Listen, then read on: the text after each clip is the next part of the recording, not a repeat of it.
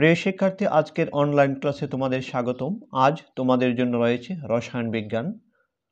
আজকের পাঠ হাইড্রোজেন অণু একটি মৌল অণু, এর ব্যাখ্যা। এর ব্যাখ্যা করতে গিয়ে প্রথমে আমাদের বুঝে নিতে হবে মৌল অণু কি।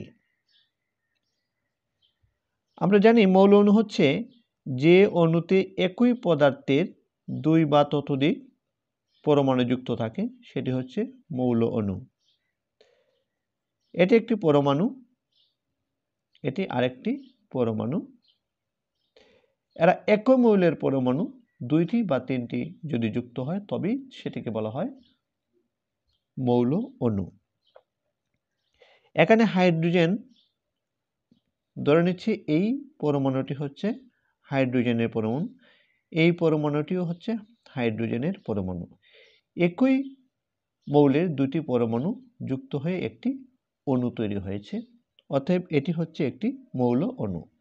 প্রথমে আমরা সংজ্ঞা দিয়ে দেব মৌল অণু কি।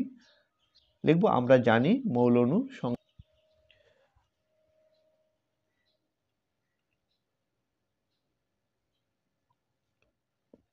আমরা জানি একই মৌলের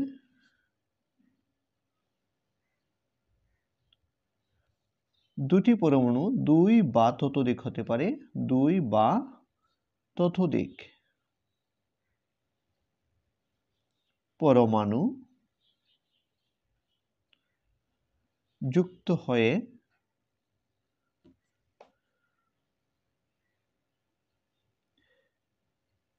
যে অণু গঠন করে, যে অণু হয়, লিখতে পারি যে অণু হয়, তাকে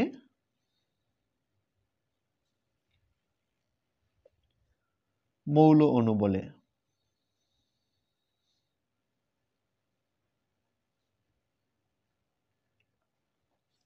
আমরা লক্ষ্য করি এখানে একই মৌল হাইড্রোজেন এর দুটি পরমাণু যুক্ত হয়েছে। এখানে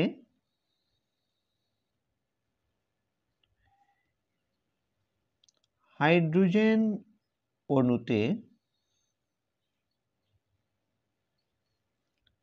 একই মৌলের দুটি পরমাণু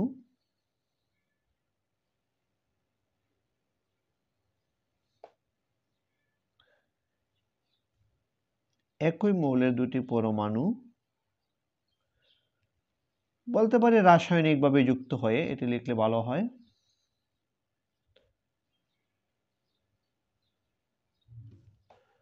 রাসায়নিকভাবে যুক্ত হয়ে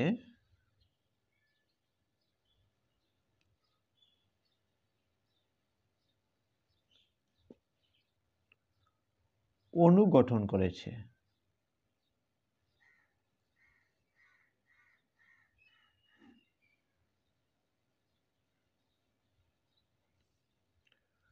এখন শেষ করে দেব। এখন লিখব, অতএব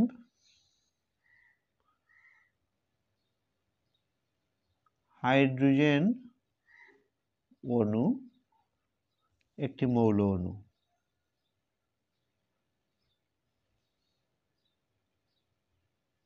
একটি মৌল অণু। এভাবে আমরা মৌল অণুর ব্যাখ্যা করতে পারি। ঠিক অনুরূপভাবে আমরা ব্যাখ্যা করতে পারি অক্সিজেন অণু এটি একটি মৌল অণু, এর ব্যাখ্যা করতে পারি। নাইট্রোজেন অণু এটিও একটি মৌল অণু, কারণ একই মৌল নাইট্রোজেনের দুটি পরমাণু যুক্ত হয়েছে, এটিও একটি মৌল অণু। এভাবে আমরা মৌল অণুর ব্যাখ্যা করতে পারি।